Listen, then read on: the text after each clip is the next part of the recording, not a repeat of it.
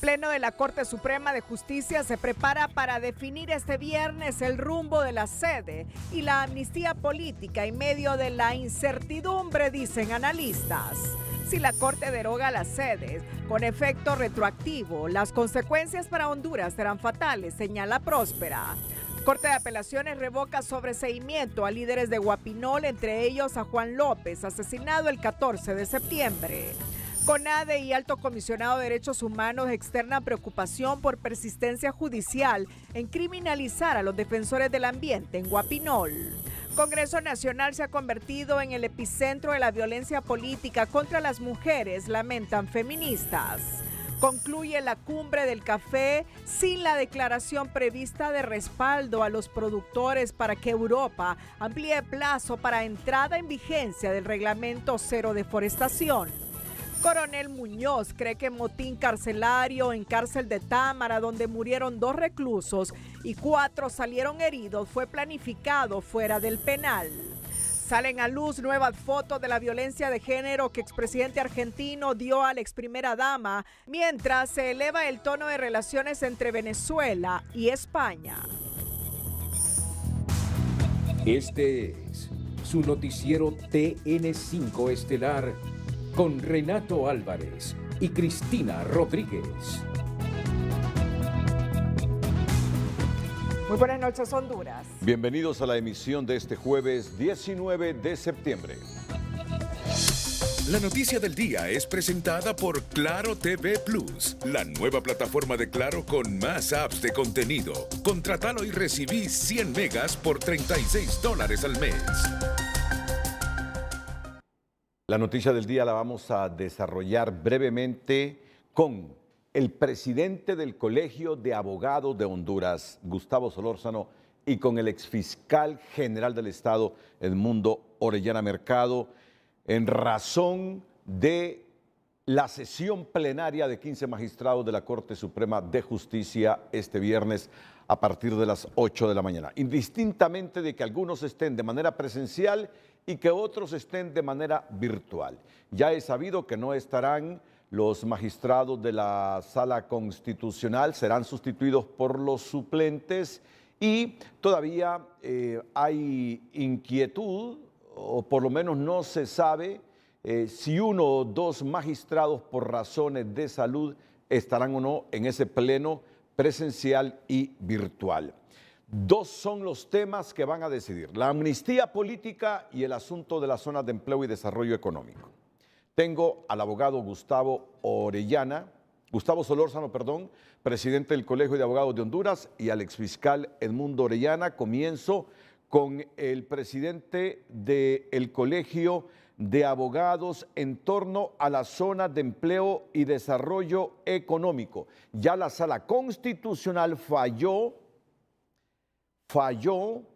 por mayoría declarando con lugar ex tunc, es decir, de origen, la garantía de inconstitucionalidad que interpuso por razón de contenido el exrector de la Universidad Nacional Autónoma de Honduras, Francisco José Herrera Alvarado. 3 votos de los magistrados de la Sala Constitucional, 3 votos de los magistrados de la Sala Constitucional fallaron que de origen se anulara todo lo que concierne a las zonas de empleo y desarrollo económico. 2 de ellos dijeron solo el artículo 34 a partir de aquí. ¿Cuáles son las expectativas que tiene el Colegio de Abogados de Honduras y que nos lo manifiesta usted como presidente esta noche, abogado Solórzano? Muy buenas noches, Renato. Y bueno, yo creo que esta convocatoria que se ha hecho para el día de mañana ha generado justamente muchísima expectativa, no solo en el gremio de profesionales del derecho, sino en toda la sociedad hondureña, en donde se convoca para tratar 2 temas muy importantes y de interés de toda la ciudadanía. El primero, que es el que estamos conversando, el de las zonas de empleo y desarrollo económico, las sedes. Aquí lo interesante, yo tengo algunos aspectos a destacar. En primer lugar, se estaría tratando o abordando un tema sobre una ley que ya fue derogada por el Congreso Nacional y que fue derogada mediante el decreto 33-2022. Fue uno de los decretos que inicialmente emite el actual Congreso de la República. Esto fue publicado incluso el 26 de abril del año 2022. Y el recurso de inconstitucionalidad presentado es sobre un artículo en particular que tiene que ver con el artículo 34, que quien lo promueve o acciona es la Universidad Nacional Autónoma de Honduras para salvaguardar lo que es la jerarquía de la educación superior dentro de la UNA. Entonces aquí la primera pregunta, ¿cómo es posible de que la Corte Suprema de Justicia o cuál es el argumento de la Corte para pronunciarse sobre una ley que ya no tiene existencia jurídica o validez? Entonces, entramos al tema que usted mencionaba finalmente, dándole un efecto de origen a todo lo actuado desde el año 2013 y en donde prácticamente estarían presentando una nulidad de todo lo que se hizo desde la creación de las sedes con el decreto 120-2023, así como con otras normativas. La pregunta es si en realidad el alcance de la Corte está para eso. Y finalmente terminan arrojando, porque leí la propuesta de sentencia, los artículos 294, 303 y 324 de la Constitución de la República para devolverla al tema. Yo creo que este tema, y no puedo dejar de decirlo, Renato, más allá de lo jurídico, también tiene que ver con un aspecto estrictamente político, y es que también leyendo la fundamentación de la sentencia se hace referencia a dos artículos importantes de la Constitución, como ser el artículo 374 y 375 constitucional, que tiene que ver con que se derive la responsabilidad a todas aquellas personas que hayan intentado pues violentar la Constitución de la República en aspectos importantes como ser el territorio nacional. Y es aquí que creo que puede llegar el juego político también posterior a que si se llegase a decretar esta sentencia de inconstitucionalidad. Así que es un tema que todos los hondureños tenemos que estar atentos, pero al mismo tiempo también los profesionales del derecho analizar Sí, debidamente cualquier sentencia que pueda surgir. quedémonos ahí y luego hablamos de la amnistía política. Vamos con Con el gusto. exfiscal general del Estado, Edmundo Orellana Mercado, quien ha mantenido la opinión jurídica que si se mantiene el fallo, el fallo de la Sala Constitucional por mayoría en el Pleno de la Corte Suprema de Justicia, esta estaría reformando la Constitución. Abogado Edmundo Orellana Mercado, adelante, buenas noches. Muy buenas noches, Renato, y buenas noches al señor presidente del Colegio de Abogados y a sus teleaudiencias. En efecto, yo soy del criterio que la Sala de lo Constitucional tiene los límites que la Constitución establece. Y uno de los límites es muy claro porque es expreso, y es que las sentencias de la Sala tienen efectos retroactivos, derogatorios. Y los efectos derogatorios son a partir de la fecha en que se emite el acto por el cual se deroga la norma. Eso significa que no tiene efectos retroactivos. Sí. Y eso es expreso en la Constitución. Si nosotros ignoramos esa disposición, o bien la estamos contraviniendo, en cuyo caso estamos cometiendo un ilícito, o bien, como se ha acostumbrado en la Sala de lo Constitucional en el pasado, se reforma la Constitución. Y esto sería gravísimo, porque a partir de ahora ya habrá que admitir que ya son dos salas sucesivas que están no interpretando la Constitución, sino reformando la Constitución. Eso, desde mi perspectiva, es sumamente grave, Renato. Sí, y aprovecho para preguntarle también lo de la amnistía política, que es el otro tema de agenda de esta sesión de Pleno de la Corte este viernes. ¿Para usted es o no inconstitucional la amnistía política, abogado Edmundo Orellana? Bueno, la amnistía es política y para delitos políticos. Por supuesto que no es inconstitucional, porque usted misma lo dice, es amnistía política. Es decir, la amnistía no puede ser otra cosa más que política. Ahora, aquí el problema está, Renato, ya no en la ley, porque la ley pues ya está vigente y seguramente la van a ratificar. El problema es la aplicación de esa ley. Miren, esa ley se establecen dos requisitos que el juez debe considerar. Uno es que sea, en los casos de corrupción, que sea un acto de corrupción en el ejercicio de las funciones públicas, en el ejercicio de la función que le es propia al funcionario, es decir, un ministro en su ministerio, un director de una institución descentralizada en su institución, un alcalde en su alcaldía. Y el otro es que el proceso esté políticamente motivado. Si el juez toma una decisión y se apega a la norma y determina de previo en el juicio que en primer lugar se dictó dentro de las competencias propias de la institución en que él ejerce su función, está bien el primer requisito. Y el segundo, que acredite que es políticamente motivado. En ese caso el juez ha hecho lo correcto. Ahora, si el juez no hizo eso, el juez incurre en responsabilidad. Y eso queda en la sentencia. Ahora bien, hay un problema en esto, que este decreto, tal como fue construido, es una trampa, o para el juez o para el fiscal, fíjense bien. Si el juez cumple con la norma y dice, en su sentencia declara, que el proceso ha sido políticamente motivado, el que ha cometido el ilícito es el fiscal, porque el fiscal es el que ha presentado la acusación políticamente motivada. Entonces aquí o bien el juez es responsable y si no lo es el fiscal. Y entonces el fiscal general no puede declarar ante la nación que mientras esté la ley a él no le tienen que decir nada hasta que se lo deroguen, porque el problema es que la ley tiene su aplicación y los fiscales que presentaron las acusaciones en aquellos casos que el juez ya decretó que es políticamente motivado, ese fiscal tiene que ser procesado por el fiscal general de la República. Definitivamente que sí. El presidente del Colegio de Abogados, ¿cómo valora este tema de la amnistía política que se va a debatir mañana en razón del caso del exalcalde de San Pedro Sula, Rodolfo Padilla Sunseri? Un juez le dijo no, la amnistía política no le aplica a usted porque sus imputaciones son por corrupción y no tienen que ver con delitos políticos o conexos con delitos políticos. Abogado Gustavo Solórzano.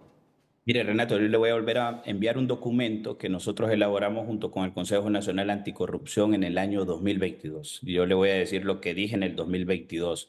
Lo que se hizo con la amnistía política, que si bien pueden surgir, y es una atribución del Congreso Nacional, dar amnistía para delitos políticos, definiendo el delito político como lo que es, no delitos comunes. En este caso, lo que se estaría haciendo, así como yo he escuchado continuamente de decir corrupción legalizada, pues en este caso lo que se estaría generando es una impunidad legalizada a través de este decreto. Y en mi opinión, hay muchos de los delitos señalados dentro del decreto de amnistía que no pertenecen a esa lista de delitos políticos, ¿verdad? Y que lo que se ha venido haciendo es dando cartas de libertad y las personas que se han beneficiado con esto lo han hecho de manera, pues incluso casi que insultando la inteligencia de la población hondureña. Y es preocupante el precedente. ¿Por qué? Porque al final lo que va a ocurrir es que cuando vengan otros gobiernos que también comiencen a alegar de que esto fue persecución política, lo que van a hacer es que también van a decretar amnistías políticas y en realidad lo que se estaría perdonando son delitos en casos de violación contra la administración pública, delitos contra la administración pública, como los conocemos los hondureños,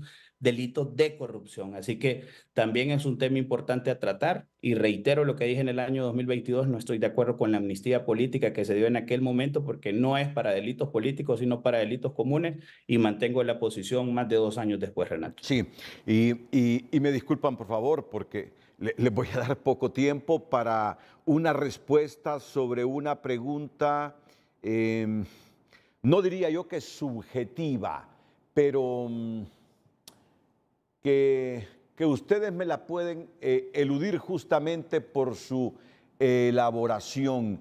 Abogado Edmundo Orellana Mercado, si fuese magistrado de la Corte Suprema de Justicia, mire que lleva un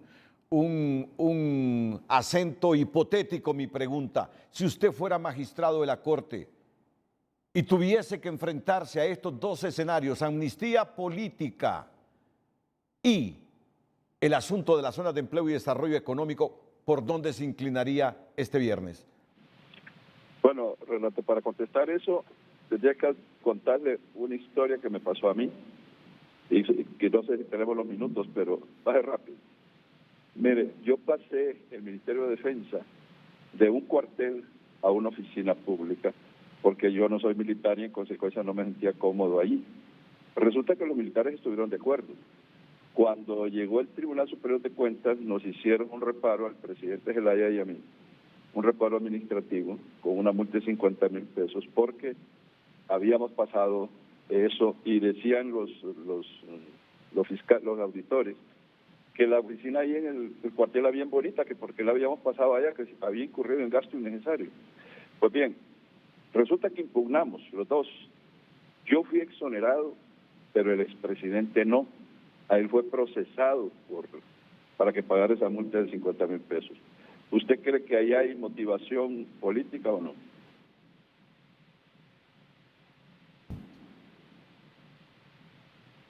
¿Hola? Sí, no, déjeme responderme internamente. Continúe.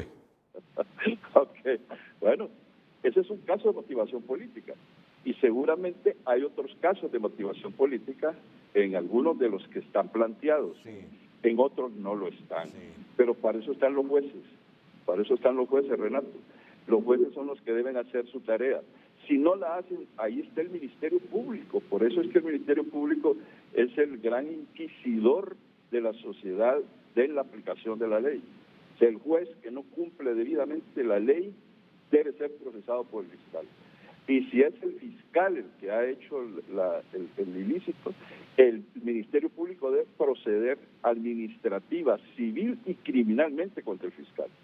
El problema es que en esas causas, en donde ya el juez decretó el beneficio de la amnistía, alegando de que han sido motivados políticamente, el Ministerio Público está en problemas, porque el fiscal que presentó ese caso ha incurrido en delito, definitivamente. Y entonces, ¿qué es lo más conveniente jurídicamente para este pleno de la Corte este viernes, abogado? Mire, el problema es que la Corte, tengo entendido que lo que está conocido es un amparo, ¿no? Sí, sí. Ok, no es una acción de inconstitucionalidad. Aquí lo que se está alegando es si se tiene o no, si se le aplica o no eso al juez, al imputado. Usted sabe, el amparo, esta es otra cosa que hace la sala. El amparo tiene efectos para el interesado nada más, pero ahora resulta que la sala le ha dado efectos erga omnes. Cada vez que se emite un amparo, el efecto es para todo el mundo. Entonces, si ahí se dice que la ley no le es aplicable o le es aplicable al imputado, el efecto que va a tener es erga omnes, es para todos, absolutamente general, porque así la sala lo ha modificado, independientemente de lo que diga la Constitución y la ley. Pero entiendo que el juez le está preguntando a la sala si esa amnistía es constitucional o inconstitucional, porque el juez está basado que hay delitos comunes que no caben en una amnistía política. Mire qué enredo el que tenemos. Ok, es el juez. Entonces, si es el juez, es una acción de inconstitucionalidad. Sí, sí. No es amparo, es una acción de inconstitucionalidad. Correcto, así. Esto último. Pero si es una acción de inconstitucionalidad, entonces si el Pleno de la Corte decide que es inconstitucional, el problema es que como no puede tener efectos ex tunc, porque según la Constitución tiene efectos derogatorios, no retroactivos, los que ya han sido beneficiados con la amnistía no los pueden tocar. Ya eso sí están disfrutando de la amnistía. Gracias, abogado Edmundo Orellana. Valoración final del presidente del Colegio de Abogados de Honduras, claro. Gustavo Solórzano. Claro que sí, perdón que no saludé, ¿verdad? A mi maestro, al doctor Edmundo Orellana, de quien siempre aprendemos. Y coincido con él, mire, y usted hizo una pregunta específica y yo se la voy a responder. En mi caso particular, ¿verdad? Si yo fuese magistrado de la Corte, en cuanto al tema de la sede, pues yo creo que tiene muchos elementos en donde se declara la inconstitucionalidad o elementos suficientes, pero no elementos para poderlo declarar de origen. Y tampoco en este caso en particular me podría pronunciar bajo un recurso de inconstitucionalidad porque en mi opinión jurídica lo que ya solicitó la Universidad Nacional Autónoma de Honduras ya fue derogado en su totalidad y en este caso la inconstitucionalidad tiene que ser a los artículos correspondientes, que esa es la labor pendiente que le quedó al Congreso Nacional de la República al no haber ratificado justamente la inconstitucionalidad de los artículos 294, 303 y 324, 329 de la Constitución de la República. Sobre el tema de la amnistía, le vuelvo a reiterar de que en mi opinión también aquí declararía yo inconstitucional, pero solamente a los artículos que son delitos comunes, porque hay un montón de artículos que son la gran mayoría que no tienen nada que ver con delitos políticos. Y efectivamente en ambos casos estamos hablando de dos recursos de inconstitucionalidad que se registraron dentro de la Sala de lo Constitucional y que mañana le corresponderá al Pleno conocer. Pero igual esa es mi valoración jurídica y hay que respetar también los criterios que puedan emitir los magistrados dentro del Pleno y ojalá que hagan el mejor trabajo posible. Lo que me preocupa a mí el tema de las sedes con ese efecto de origen que quieren darle, Renato, son dos cosas. Número uno, el problema económico que nos pueden ocasionar como sociedad hondureña, con demandas millonarias, porque al momento que se realizaron esas inversiones, el Estado de Honduras sirvió como aval de esas inversiones. Hoy enfrentamos procesos por más de 10,000 millones de lempiras, lo cual nos va a venir a ocasionar 10,000 millones de dólares, perdón, lo cual nos va a ocasionar daños y perjuicios grandísimos. Y luego lo otro es la confianza, que en este caso se destruiría totalmente la confianza dentro del sistema jurídico hondureño de la seguridad, porque las sentencias, como muy bien lo señala el doctor Edmundo Orellana Mercado, únicamente tienen efecto retroactivo en materia penal. Sí. Muchas gracias, presidente del Colegio de Abogados de Honduras, Gustavo Solórzano. Entre otras cosas, mire usted la importancia de este plenario, de esta sesión de pleno mañana, este viernes de la Corte Suprema. Vía sentencia judicial pueden quedar derogadas las zonas de empleo y desarrollo económico por simplemente que el Congreso que las derogó en una legislatura no las pudo ratificar en la siguiente porque no tenía la mayoría calificada. Y por eso estamos en esta controversia en el país. Veremos qué sucede, cuál es el desenlace de esto. Al menos unos 4 magistrados participarán vía virtual porque 3 están en España, otro está enfermo. Ya les vamos a aportar más detalles sobre este asunto, donde se convoca justamente a un plenario a sabiendas de que hay muchos magistrados que no están presentes y que hoy lamentaron no estar presentes para este plenario del viernes, presencialmente, aunque lo estarán de forma virtual.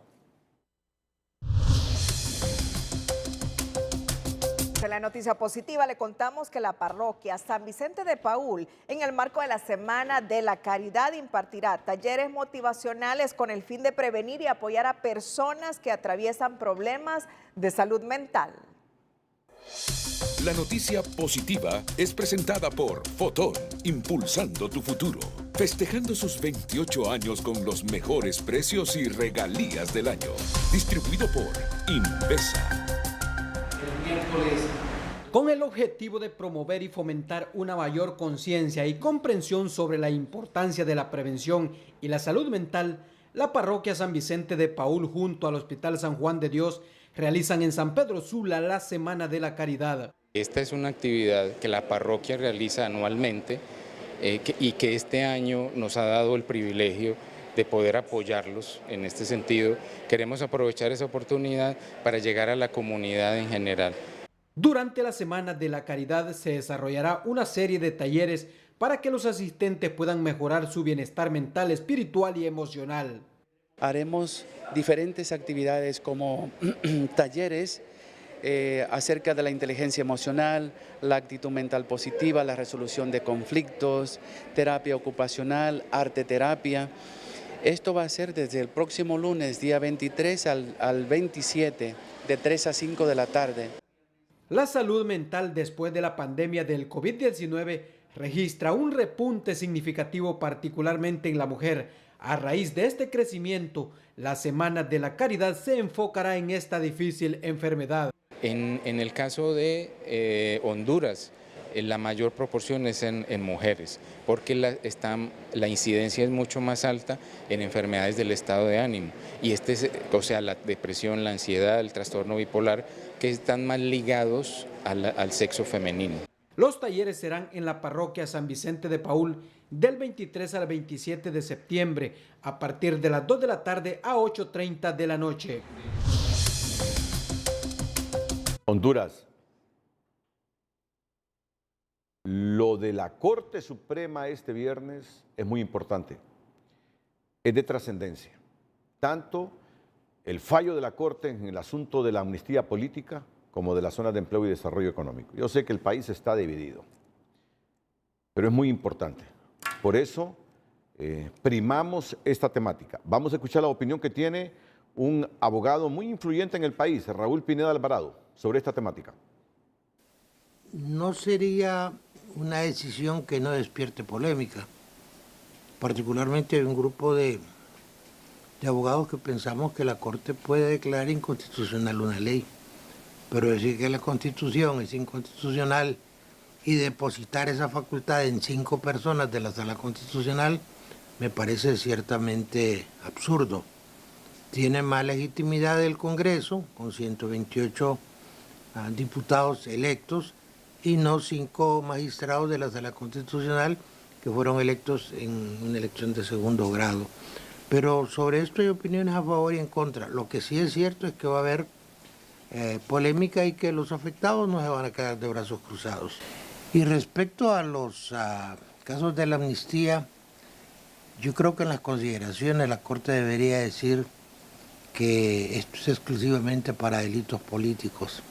No es posible que delitos que tienen que ver con la ley forestal estén cubiertos por un pacto de impunidad que realmente solo sirve como para avergonzar a todos los hondureños. Para acusar o meter requerimientos o investigar políticos de oposición, el gobierno no ocupa la confirmación de las sedes, a menos que quieran acusar de traición a la patria a todos los que votaron a favor de la reforma, cosa que veo muy remoto.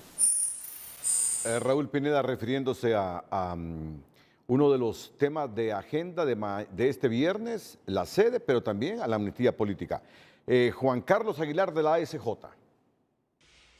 Genera mucha suspicacia el pleno que se realizará el día de mañana desde la Corte Suprema de Justicia, sobre todo por los temas que se van a tocar, temas como sedes, temas como la amnistía política, que de una u otra forma las decisiones que se tomen en ese pleno van a repercutir directamente en la vida de los ciudadanos hondureños, bien sea por las consecuencias que puede llegar a tener desde una perspectiva de demandas internacionales en contra del Estado, el tema de la derogación de las sedes, una situación también que hay que recordar que el Congreso Nacional no terminó a través de esa ratificación en una segunda legislatura y en donde la Corte Suprema de Justicia pues podría jugar un papel clave también. Por otro lado, la amnistía que ha beneficiado, ¿no?, a personas que se han vinculado por corrupción y que esta situación podría venir a terminar de legitimar esta normativa o este texto legal que aprobó el Congreso Nacional, pero que sabemos que benefició a personas que han cometido algún tipo de corrupción.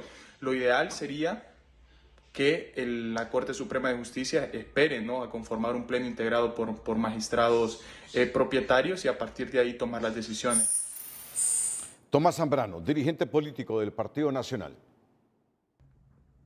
Libre continúa en marcha el Plan Venezuela en Honduras para instalar una dictadura socialista en nuestro país. Hemos visto cómo ha fracasado en diferentes intentos de implementarlo. Primero, quería controlar el Consejo Nacional Electoral, presidir primarias internas, no lo logró. En el Tribunal de Justicia Electoral tampoco lo logró. No ha conseguido los votos para una reforma electoral de establecer un acta digital que equivale al voto electrónico con el que hicieron el fraude en Venezuela. Hemos visto cómo eliminó la extradición. Han salido los narcovideos a la luz pública relacionados con personas cercanas a este gobierno, pero todo eso ha venido fracasando. Y al fracasar estos pasos les queda la persecución política. Y ahora esa persecución la están trasladando a la Corte Suprema de Justicia, en la que, mediante un recurso de inconstitucionalidad de la sede, quieren establecer sanciones para inhabilitar a los diputados del periodo 2010-14 y 2018-22. Ya Libre sabe que tiene los días y las horas contadas. no tiene ninguna opción de ganar la próxima elección. Y el único mecanismo que les queda es perseguir, callar, inhabilitar y silenciar a la oposición política. A la Corte Suprema le pedimos, no se preste a que sea instrumento de persecución política de los que hoy mal gobiernan este país. La Corte de Apelaciones de lo Penal de San Pedro Sula, por unanimidad, declaró sin lugar un recurso de apelación interpuesto por el Ministerio Público contra una resolución dictada el 8 de abril del 2022 por el Juzgado de Letras de lo Penal, que otorgó sobreseimiento definitivo en una causa que enfrentaba el exalcalde Rodolfo Padilla Sunseri desde el año 2013, cuando la Fiscalía interpuso requerimiento fiscal por los delitos de abuso de autoridad y malversación de caudales públicos en torno a un proyecto de pavimentación que no se ejecutó. La resolución dictada en primera instancia en el 2022 surgió ya estando en vigencia el decreto legislativo de amnistía 04-2022.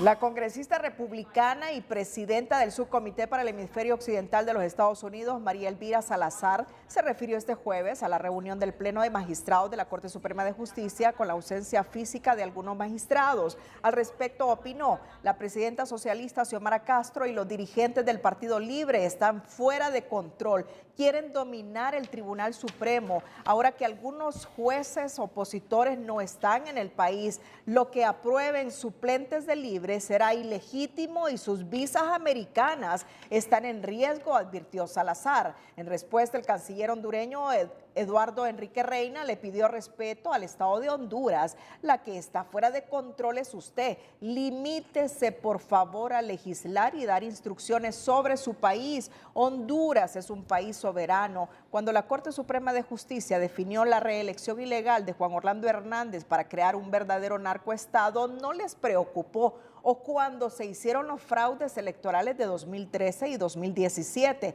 Esos personajes son los que la mal informan de Honduras. No haga injerencia en los asuntos internos de otro estado. No lo hacemos con el suyo ni sobre las decisiones de su Corte Suprema de Justicia, posteó Reina.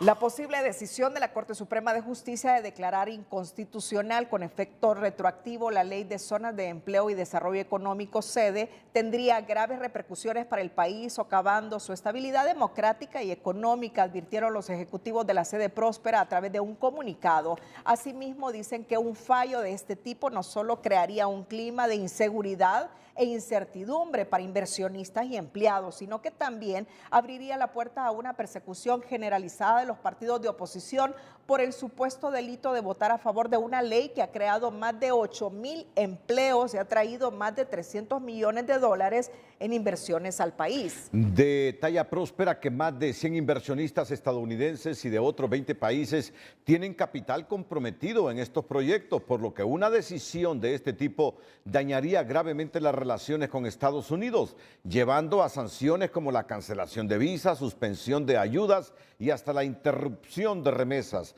Además, advierten que la estabilidad del sistema financiero hondureño también estaría en riesgo, ya que varios bancos tienen préstamos vinculados a proyectos en la sede.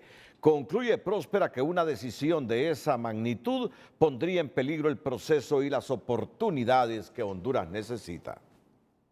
La decisión de la presidenta de la Corte de Justicia, Rebeca Raquel Obando, de autodesignarse como magistrada de Corte de Apelaciones para conocer un caso de presunta corrupción donde está implicado su exyerno, tiene sorprendida a la comunidad de juristas en Honduras por considerar que existe un conflicto de interés y un abuso de poder al extralimitarse en sus funciones, pero en la Corte niegan ese extremo. Pero resulta que el expediente del imputado se ha extraviado y lo están reconstruyendo sin participación del Ministerio Público. No hay duda para esta exdecana de la Facultad de Derecho de UNITEC que la presidenta de la Corte, Rebeca Raquel, abusó de su poder pues se extralimitó en sus funciones al autonombrarse magistrada de Corte de Apelaciones para conocer la causa de su exyerno Guillermo Noriega. La gente que están involucrada son familia, ¿no? O sea, eso agrava mucho más todavía el hecho de que abusa del poder para proteger intereses particulares de carácter familiar. Su autonombramiento lo confirma este documento recibido por la Sala Civil en marzo del 2023. La Corte designó al juez natural e integró la Corte de Apelaciones donde figura Raquel y otros 2 magistrados propietarios. Ellos conocieron la causa por estar entre los acusados un alto funcionario ya fallecido, como el diputado suplente del Parlacén Pedro Alexander Pineda Díaz, pero en el mismo oficio se incluyen más nombres, entre ellos Jarvis Edulfo Herrera y Leslie Mireya Funes. Lo curioso es que se omitió mencionar a Guillermo Noriega y otros 7 exfuncionarios públicos como su hija Claudia Noriega, ambos acusados por lavado de activos.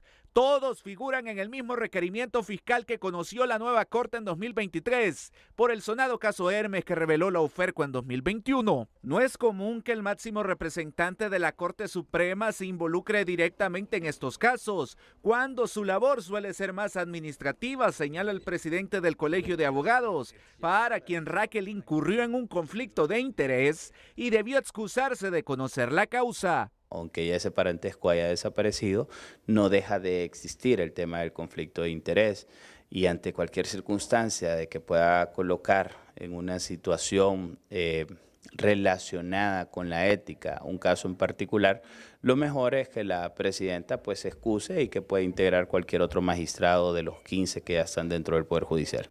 Previamente, el precandidato presidencial liberal Jorge Calitz advirtió de estas irregularidades al denunciar el manoseo de expedientes, entre ellos el de Noriega, con el propósito de favorecerlo. Tiene un montón de familiares que les está arreglando los problemas. Y lo dijo con nombre y apellido, Guillermo Noriega.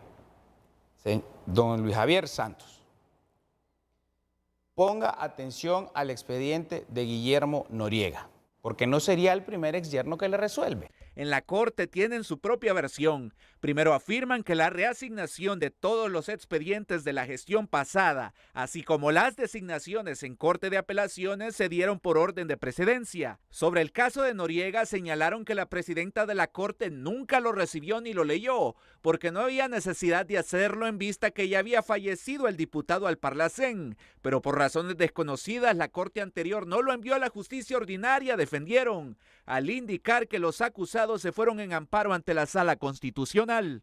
En este momento, este expediente está en conocimiento de la Sala Constitucional, con excepción del magistrado Luis Fernando Padilla, que presentó una excusa para el conocimiento de esa causa y se integró en el mismo a Walter Miranda Sabio en ese amparo que fue presentado el 13 de febrero del año 2023. Pero según fuentes consultadas por TN5, ese expediente se perdió de los archivos del Poder Judicial y ahora se estaría reconstruyendo el mismo sin el Ministerio Público. El fiscal general Joel Zelaya exigió la derogación del artículo 227 del Código Procesal Penal, que establece que los altos funcionarios no están obligados a comparecer a las citaciones de la Fiscalía ni de los órganos jurisdiccionales, aunque sí obligados a declarar. ¿Cómo es posible que ese artículo diga que hasta el funcionario tiene que poner el día y hora para que vaya el fiscal a su comodidad? ¿No les parece eso que es discriminatorio? Entonces, tenemos que derogar ese artículo. Y quiero salvar el comentario del artículo. Ahí dice, el funcionario que quiera renunciar a esta prerrogativa lo puede hacer. Pero ¿ustedes creen que van a renunciar a esa prerrogativa muchos funcionarios? Zelaya catalogó este artículo como lesivo para la igualdad de derechos que los ciudadanos tienen ante la ley. Pero antes concluye la cumbre del café sin la declaratoria que se tenía prevista para solicitar a la Unión Europea una prórroga en torno a la entrada en vigencia de las nuevas normas de cero deforestación, la cual esperan lograr en la reunión de la Asamblea de la ONU en Nueva York la próxima semana. Economía Hoy es presentada por Banco de Occidente. Ahorra en cada etapa de tu vida con Banco de Occidente.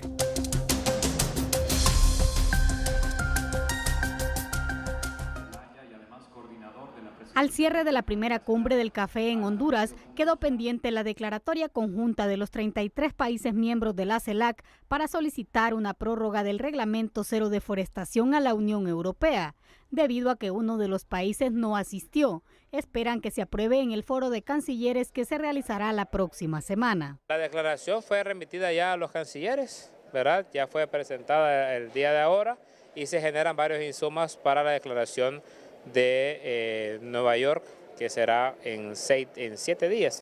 La extensión del plazo es necesaria, ya que a escasos 3 meses hay una falta de coordinación y reglamentación de esta normativa. Incluso la misma Unión Europea hace apenas 15 días nombró la autoridad que se encargará del cumplimiento de este reglamento. Ninguno de los países productores de café o de materias primas está preparado porque no han revisado la legalidad de cada uno de los países. Es decir, las tablas de legalidad relacionadas a este reglamento, ningún país las ha podido certificar ante la Unión Europea.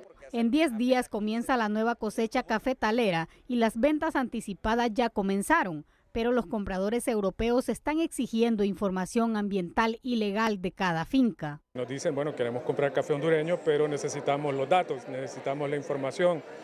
Por cada contenedor que usted me va a mandar, yo necesito que usted me diga de qué zona, de qué finca viene ese café, y esa es información que todavía no fluye.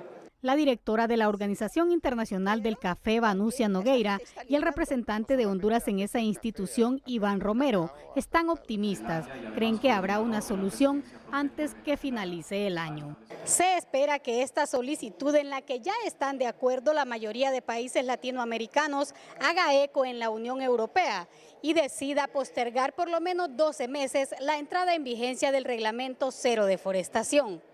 Sara Carranza, Telenoticias. En Educación Financiera le contamos cómo controlar sus emociones al momento de recibir un bono o experimentar rebajas de temporada a fin de no hacer gastos excesivos en sus finanzas. Educación Financiera es presentada por Banpaís. Compra todo lo que quieras y divídelo en cuotas a 0% interés con tus tarjetas de crédito Banpaís. Es común que cuando recibe un aumento o un bono, quiera celebrar o comprar objetos que antes no podías adquirir. Es válido que premie su esfuerzo, pero recuerde que aún hay gastos y responsabilidades financieras. Aunque su poder adquisitivo haya aumentado, no es motivo para despilfarrar el dinero. No se deje llevar por la euforia.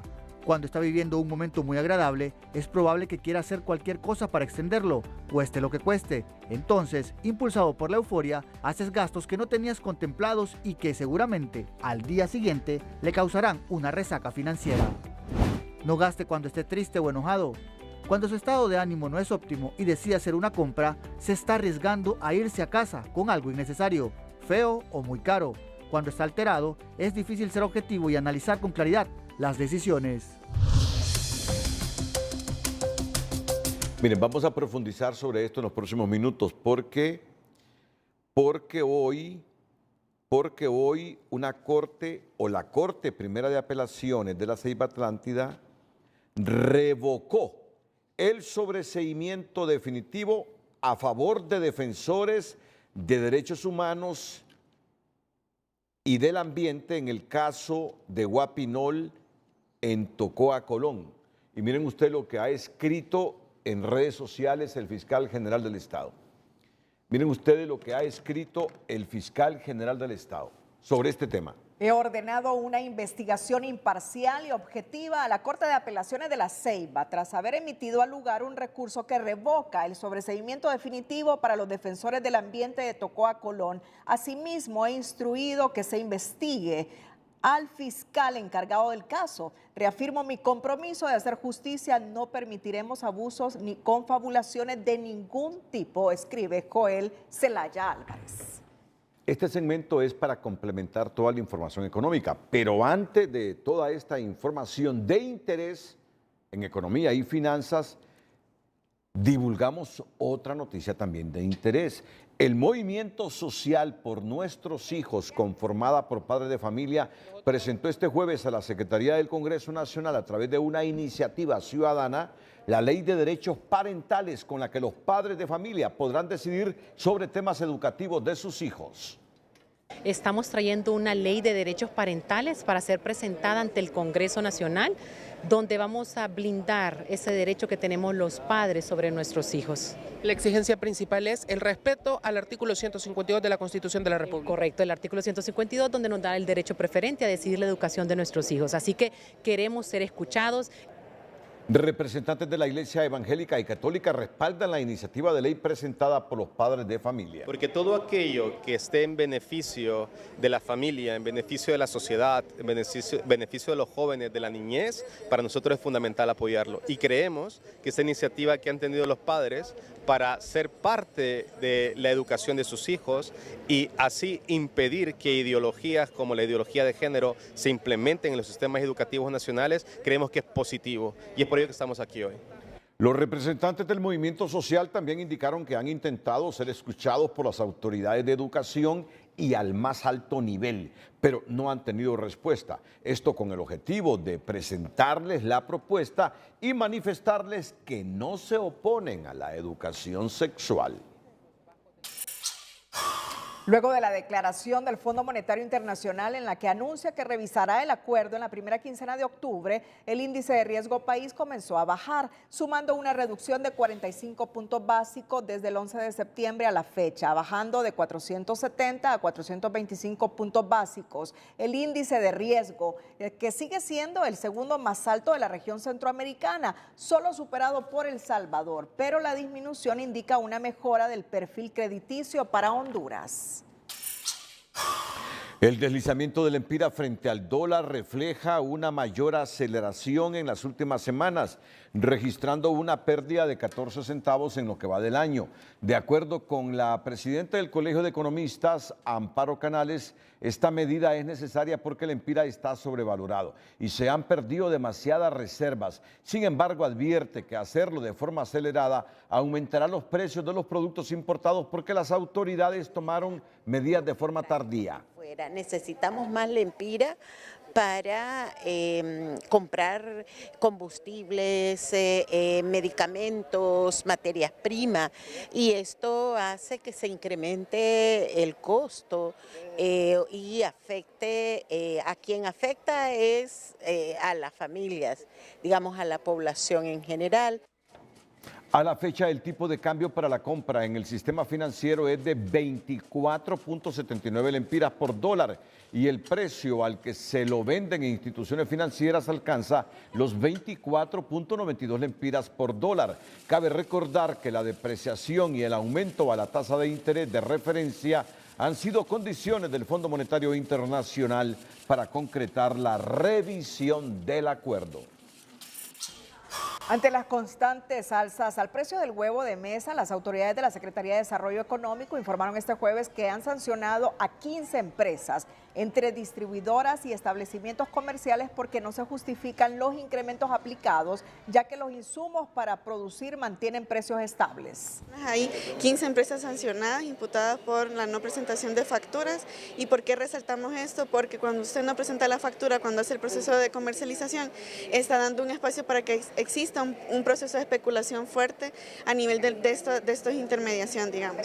La funcionaria advirtió que continuarán aplicando sanciones desde 1 hasta 10.000 salarios mínimos a las empresas que eleven los precios y si reinciden procederán a cerrar los negocios por un mes. Los empleados públicos tendrán el asueto del feriado morazánico toda la semana, comenzando del 30 de septiembre hasta el viernes 4 de octubre. Tomando los primeros 2 días a cuenta de vacaciones y volviendo a sus labores habituales, el lunes 7 de octubre anunció este jueves la Secretaría de Gobernación. Mientras que en el sector privado, la Semana Morazánica comenzará el mediodía del miércoles 2 de octubre hasta el mediodía del sábado 5 de ese mes, informó el Consejo Hondureño de la Empresa Privada. El emprendedor de este jueves está dedicado a una joven copaneca que ha logrado abrirse campo en el arte de la bisutería. El emprendedor de hoy es presentado por Ficosa.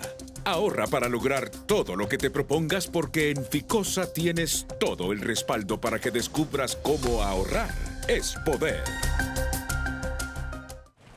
Daisy Portillo trae la vena de emprendedora de su abuela, ya que estando en el ciclo común en el Instituto María Auxiliadora, aquí en Santa Rosa de Copán, participó en un taller de bisutería, culminó su bachillerato y posteriormente se graduó en la Universidad de Licenciada en Relaciones Internacionales, pero su visión siempre ha sido el emprendedurismo.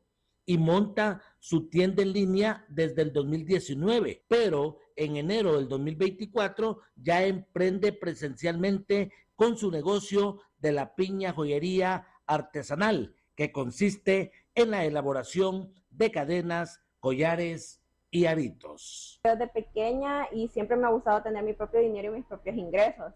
A veces prefería no comer para comprarme mis propias cosas en el colegio y en la escuela. Mi emprendimiento se llama De la Piña, bisutería artesanal. Empecé con una tienda en línea. Poco a poco, con la confirmación de todo lo que nuestros clientas, teniendo una base de clientas más fieles, y así fue como que me dio un poquito más de valor a crear una tienda física. Pues elaboramos diferentes tipos de accesorios, desde aritos, cadenas, pulseras, tobilleras. También elaboramos anillos, una aceptación bastante buena por parte de las clientas que ya teníamos, por parte de las personas que nos han conocido. Daisy Portillo es ejemplo de emprendedurismo y superación. René Rojas, Telenoticias. 2 muertos y 4 heridos deja un amotinamiento de 72 privados de libertad en la cárcel Marco Aurelio Soto en Támara, y según el coronel Ramiro Muñoz se logró abortar un intento premeditado de fuga y cree que la misma fue planificada por personas fuera de la cárcel cuyas investigaciones se están realizando. Una operación de control dirigida por la Policía Militar de Orden Público detuvo a tiempo un amotinamiento e intento de fuga masiva organizado por privados de libertad del módulo procesado 2 de la Penitenciaría Nacional Marco Aurelio Soto. El saldo es de 2 privados de libertad fallecidos y 6 heridos. Hay algo que llama la atención, que es un lugar de mínima, donde no debería haber ningún problema. No debería haber ningún problema, no se revuelven ni los 18, ni los MS, ni los narcos que están también ahí, sino estos. Lógicamente, estos con patrocinio de alguien, porque estos no van a querer poner muertos, ni saber que van a enfrentar la policía militar de gusto. Alguien los patrocinó. La respuesta fue inmediata, sin embargo, fallecieron los privados de libertad Carlos Andrés Soler y José Alejandro Cruz. Cruzaron la línea roja e ignoraron las advertencias del personal penitenciario. Hoy se entregó a sus familiares el señor José Alejandro Cruz, quien luego de cumplir con los requisitos de ley, pues al reclamar sus dolientes, el cuerpo se les ha entregado. Y está pendiente aún la autopsia médico-legal del segundo cuerpo que ha ingresado al servicio de patología. 6 privados de libertad resultaron heridos, pero estos finalmente desistieron del intento de fuga. Fueron trasladados a centros hospitalarios del estado y se encuentran estables. Ahora, no justifica tampoco sus acciones, ¿verdad? Si están privados de libertad es porque han infringido la ley. Pero es la obligación del Estado mantener la seguridad del centro penal, del personal administrativo, del personal policial que vigila y también de los internos. Es muy importante esto. Es el Estado el obligado a esto. La Policía Militar de Orden Público restableció de inmediato el control dentro del recinto penitenciario, donde retornó la calma y continúan los trabajos de rehabilitación para privados de libertad. La muerte por ahogamiento de la maestra Yanoris Arteaga y 2 menores de edad en el lago de Yojoa convocó este jueves a representantes de las fuerzas vivas de sectores turísticos y cuerpos de socorro de Yojoa para tomar las medidas del caso y garantizar en los diferentes servicios turísticos que se ofrecen en la zona, como los paseos en lancha, la seguridad para los visitantes. La muerte de la maestra y los 2 menores en el lago de Yojoa es un hecho que consterna. Ante ello y consciente de un grado de responsabilidad de diferentes sectores, se busca que estas tragedias no se repitan. Lo que buscamos es la seguridad del turista y que también, porque esto ya es mundial, esta noticia, y no queremos que nuestra zona turística se venga abajo, y me preocupa como coordinador eso, entonces queremos explicarle al turista que a raíz de lo que pasó, hoy va a estar más segura su lancha, donde va a ir con su respectivo chaleco, el capitán ya con su entrenamiento de primer auxilio. Es indispensable un buen plan de prevención, indica este ex capitán marino que radica en la zona. Una inspección antes de salir de cada unidad flotante, no importa el tamaño que esté, pero tienen que revisar si llevan el ancla, llevan líneas de amarre, llevan defensas, llevan agua, llevan principalmente los salvavidas puestos. Cada tripulante debe llevar un salvavidas puesto. Y estas son precisamente algunas de las recomendaciones a tomar en cuenta, indica este representante de Marina Mercante. Andamos ya en pláticas con la municipalidad y el turismo para ver si se identifica alguna área, algún terreno donde se pueda construir una capitanía de puerto y tener gente aquí para tener chequeos permanentes en el área de la navegación del agua. Desde la municipalidad también surgió un compromiso para coordinar acciones dirigidas a que en la zona se instalen cuerpos de socorro con la logística del caso. Eso lo hemos tratado en Corporación Municipal para que ella pueda establecerse aquí. Sí, lastimosamente, ¿verdad? La estación cercana está como, de aquí donde estamos nosotros actualmente, está más de 45 minutos aquí al agua de Yohoa, ¿verdad? Lo más cerca es Las Vegas Santa Bárbara y parte de Taulabé. Entonces queremos ver cómo podemos hacer algunas alianzas o firmar algunos convenios para que puedan estar dentro del marco de la CA5 para prevención. Entre tanto, se solicita a la población que se mantenga vigilante de que se le ofrezcan las garantías de seguridad, sobre todo en paseos en lancha. En conferencia con medios de comunicación en Tocoa, Colón, el general director de la Policía Nacional, Juan Manuel Aguilar Godoy, habló de investigaciones muy avanzadas relacionadas con el asesinato del líder ambientalista Juan López, aunque puso distancia sobre asuntos sensibles que de trascender podrían entorpecer el trabajo policial sobre el caso particular. Yo no vengo a buscar a gente que no ha hecho nada. Yo no vengo a crear archivos expiatorios, yo vengo profesionalmente a detener a personas que han realizado un hecho criminal. Pero yo no voy a presentar ante el ente acusador a una persona solo porque lo digan. No, yo tengo que comprobarle. En este país el proceso penal se sustenta bajo los medios de prueba. Y si yo presento una persona sin un medio probatorio, yo voy a quedar en ridículo como director de la policía, mi institución va a quedar en ridículo como policía. Nosotros lo que buscamos es el esclarecimiento de la verdad. El director policial se reunió con diferentes sectores para informarles que la fuerza de tarea que trabaja en la zona ha sido trasladada de otras regiones del país, atendiendo la petición de los parientes de la víctima y de fuerzas vivas de la ciudad. Yo entendí desde el primer momento que no quieren que los operadores de justicia de este sector estén involucrados en la investigación. Y a petición de la familia fueron sacados de la investigación. Todos los presentes aquí, el jefe de investigación criminal no es de la zona, su servidor es el director nacional, y todos los funcionarios policiales que están acá, de la misma forma está un fiscal trabajando este caso, y todos somos de otra unidad que no es del departamento de Colón. Aguilar Godoy pide prudencia porque el trabajo policial se verá reforzado con la llegada de entre 20 y 30 efectivos que se quedarán durante todo el tiempo en la investigación. Ante la sentencia de la Corte Primera de Apelaciones de la Ceiba Atlántida, revocando el sobreseimiento definitivo a favor de defensores de derechos humanos y del ambiente en el caso de Guapinol en Tocoa, Colón, la titular del CONADE, Blanca Izaguirre, expresa suma preocupación por el fallo judicial que revoca la resolución emitida por el Juzgado de Letras Seccional de Tocoa el 26 de octubre de 2022, que otorgaba sobreseimiento definitivo a favor de defensores del río Guapinol, entre ellos el líder ambiental Juan López, asesinado el pasado 14 de septiembre. Los otros defensores que habían sido beneficiados con el sobreseimiento son Carlos Leonel George, Reinaldo Domínguez Ramos, José Adalí Cedillo Mendoza y Marco Tulio Ramos. La comisionada Izaguirre advierte que la decisión de la Corte de Apelaciones refuerza la criminalización de personas defensoras de derechos humanos, del ambiente, tierra y territorio y deslegitima la actividad de defensa que éstas realizan.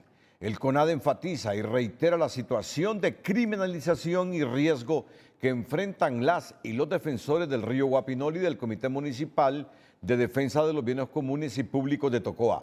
Recuerda además que la Comisión Interamericana de Derechos Humanos ha señalado que en este caso en concreto la criminalización tiene un impacto muy negativo en el colectivo, pues no solo se afecta a la persona procesada penalmente, sino a la sociedad en la que se desempeña. Asimismo, recuerda que la Comisión Interamericana de Derechos Humanos había pedido medidas cautelares para todos los integrantes de la defensa de los bienes comunes y públicos, entre ellos Juan López, quien fue asesinado y cuyas medidas no fueron otorgadas por el Estado de Honduras. Justamente es ante esta información que ha reaccionado el fiscal general Joel Zelaya, con este mensaje, ¿ve?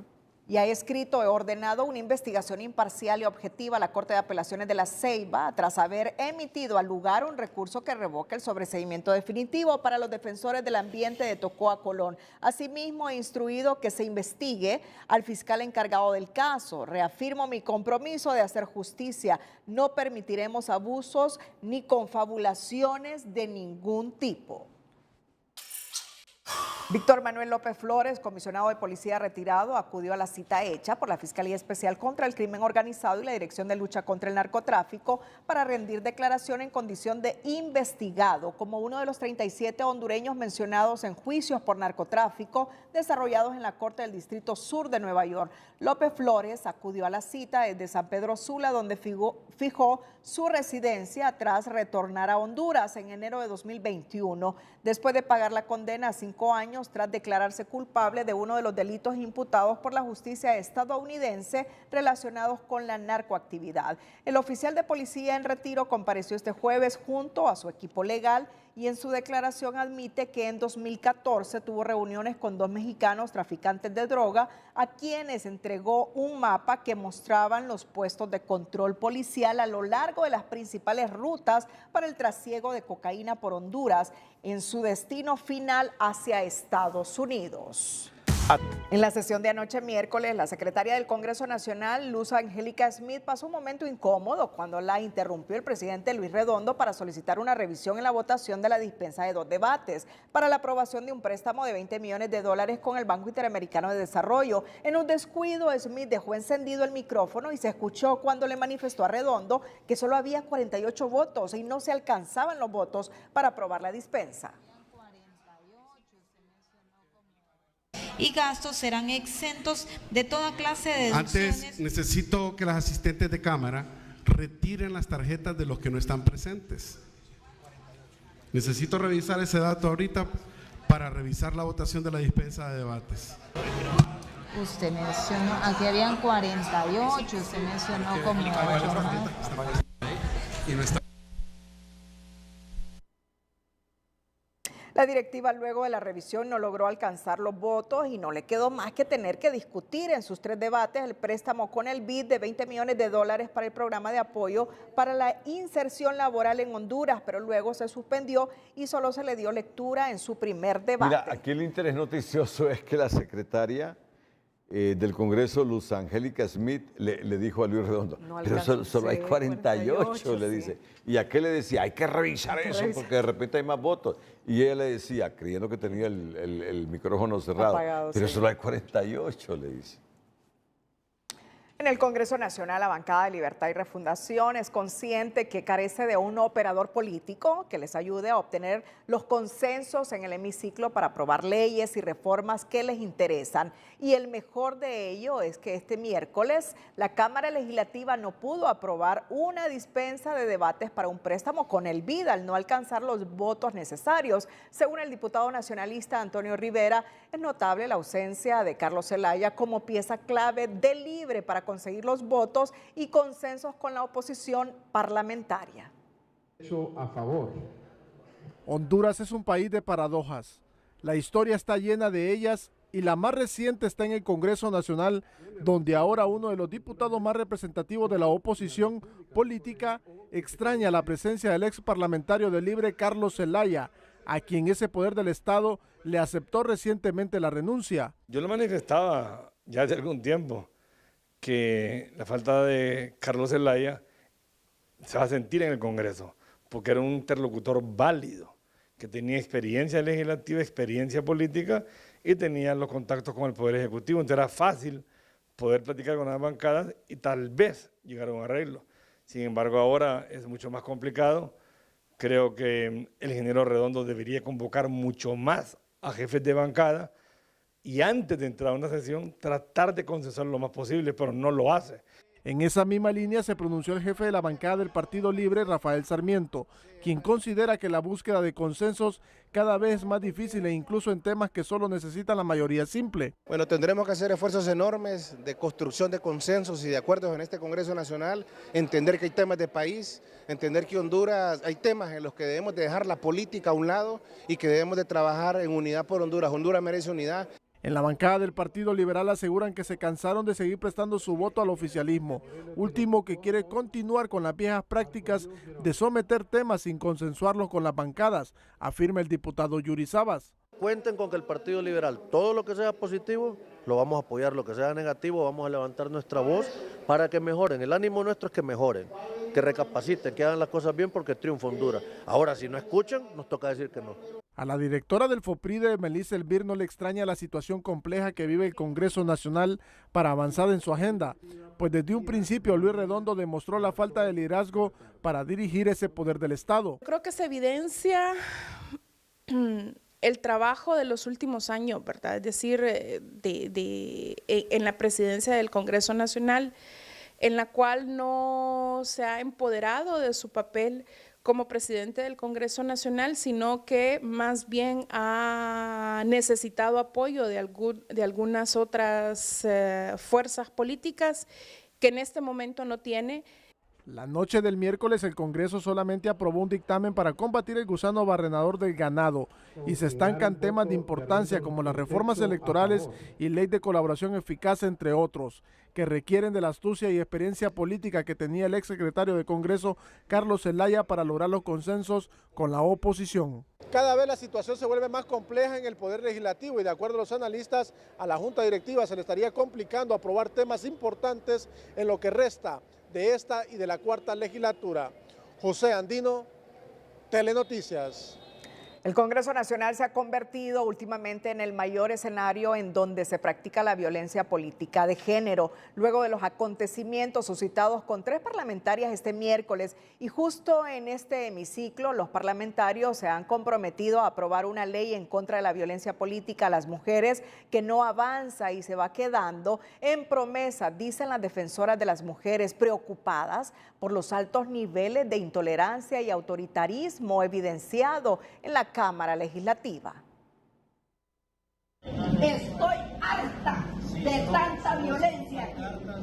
La frustración de la diputada Maribel Espinosa al negársele el ingreso al Congreso Nacional también fue sentida por esta congresista, para quien el abuso que sufrió su colega no es más que un ejemplo de la violencia política contra las mujeres que está escalando en el legislativo, lugar donde debería estarse discutiendo la ley contra este tipo de violencias. Mira, yo hoy veo que entran un montón de hombres de la oposición y nunca le piden que enseñen los papeles, porque lo hacen justamente con la congresista. Uno de los argumentos es porque se utilizan pancartas. Por favor, no puede ser que el Partido Libertad y Refundación, y con todo respeto al presidente Redondo, que él, que era uno de los que más pancartas elevaba durante los 8 años que fue diputado de oposición, hoy le quiera limitar. Pero la intolerancia siguió dentro del hemiciclo, cuando el presidente del Congreso arremetió contra las diputadas Claudia Ramírez y Suyapa Figueroa, a quien incluso agredió por sus empleos y salarios en el sector sanitario público. No estoy de acuerdo que durante se entone el himno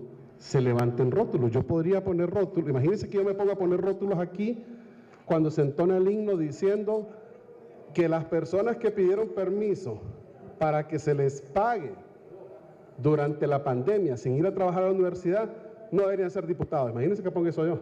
O que ponga un rótulo durante se entona el himno diciendo las personas que tienen 3, 4 sueldos deberían de darle oportunidad al montón de doctores que está ahí abajo. A criterio de esta defensora, lo ocurrido este miércoles es un ejemplo de la intolerancia en su máxima expresión por parte del titular de un poder del Estado que tiene en sus manos la discusión y aprobación de la ley para prevenir, sancionar y erradicar la violencia política contra las mujeres. Hubo un pacto entre hombres para no aprobar esta ley y ahí es donde se mira la falta de voluntad política y también tiene que ver, claro, la apertura del presidente del Congreso, Luis Redondo. Para Cárcamo es muy preocupante que mientras en el Congreso Nacional se mantiene engavetada la ley, Luis Redondo actúe con autoritarismo agrediendo a algunas diputadas. Esta entrevistada opina que la violencia política hacia las mujeres es histórica y se sufre en todos los niveles, comenzando por la presidenta Castro, por lo cual llamó al titular del Congreso Nacional a que agende su discusión para poder aprobarla. Este dictamen y ya está listo en el Congreso Nacional para que lo discutan en el Pleno. Así es que la exigencia es para los diputados y las diputadas, para el presidente del Congreso Nacional, que sabemos que es quien decide la agenda, pues que lo meta en agenda en el Congreso Nacional para dar respuesta también a este tema de violencia política contra las mujeres. Los hechos suscitados en el legislativo dejan un mal sabor de boca a las entrevistadas por la violencia política sufrida por las diputadas por parte de una autoridad del Congreso. También resienten la falta de voluntad y el incumplimiento a la promesa de aprobar la ley para prevenir, sancionar y erradicar la violencia contra las mujeres políticas antes del llamado a elecciones primarias que fue el pasado 8 de septiembre. Hoy el Consejo Central Ejecutivo del Partido Liberal pidió a sus diputados dejar de integrar la Junta Directiva del Congreso Nacional. Pero además hubo otra noticia muy importante.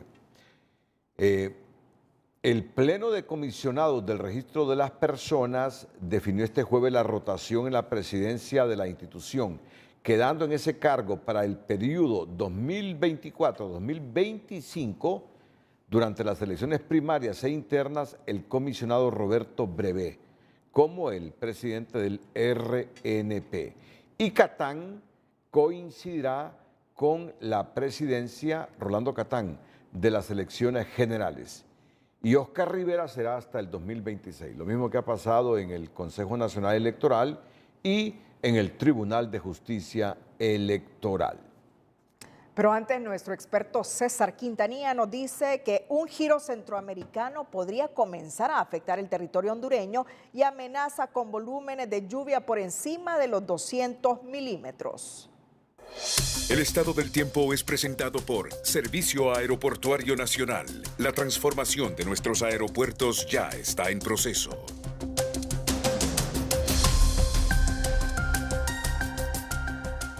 Hola, ¿qué tal? Qué gusto saludarles. Mire usted lo que va a pasar a finales de este mes de septiembre.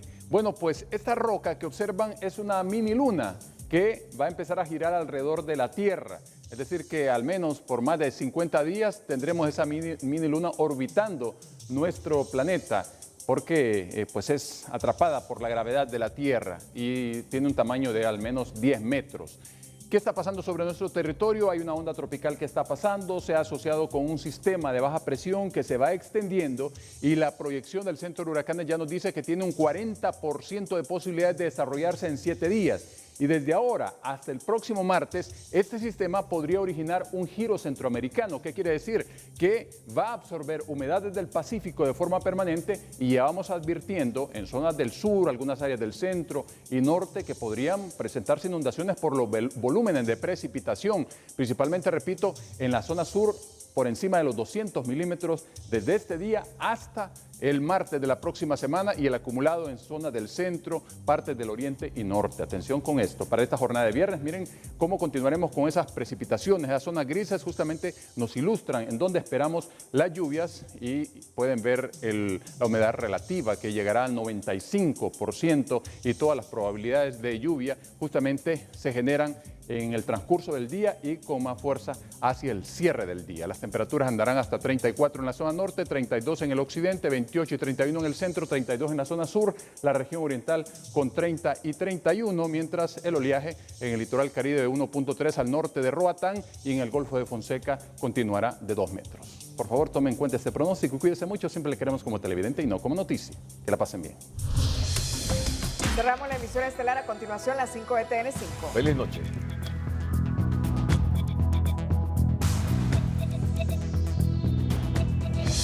Las 5 de TN5 son presentadas por Farmafácil. Todos los lunes, Bienestar más 60. 30% de descuento para el adulto mayor, solo en Farmafácil.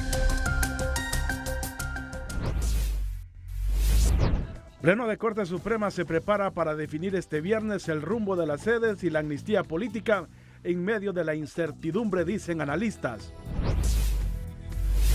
Corte de Apelaciones revoca sobreseimiento a líderes de Guapinol, entre ellos a Juan López, asesinado el 14 de septiembre. CONADE y Alto Comisionado de Derechos Humanos externan preocupación por persistencia judicial en criminalizar a los defensores del ambiente en Guapinol.